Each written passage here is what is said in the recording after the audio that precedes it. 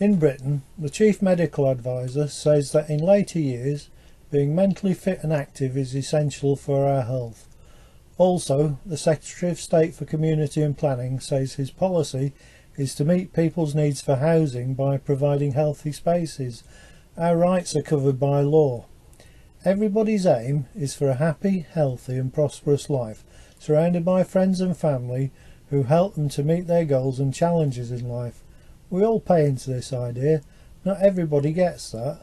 Armando Martins worked hard at his job as a truck driver until he had a life-changing accident, and now at 78 and living in council housing, his lifelong passion is restoring and operating radio technology from the 60s and 70s. According to his landlord's policy, East Kent Housing, the message is that he's entitled to be left alone to live and let live. Surprising then that when we first met him, he'd been through several years of conflict with his neighbours, as broadcast by Channel 5's Nightmare Neighbours Next Door programme. What we saw there was a mob of people victimising him with the aim of getting rid of him. They were targeting his hobby and lifestyle and going to extremes to achieve it, with false claims about his radio equipment, causing cancer and other hazards. We took this to East Kent Housing and persuaded them to act to restore his lifestyle.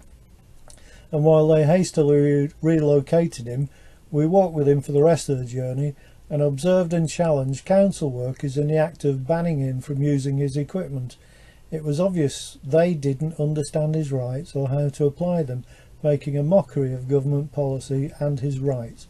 We're really proud to say that after 18 months of disruption, last week when we visited him, he's settled and able to enjoy his hobby. As we discovered several more people with similar stories, we feel a need to finish the job by obtaining a ruling to say that councils and housing associations' policy must comply closely with planning law and observe people's statutory rights without infringing them.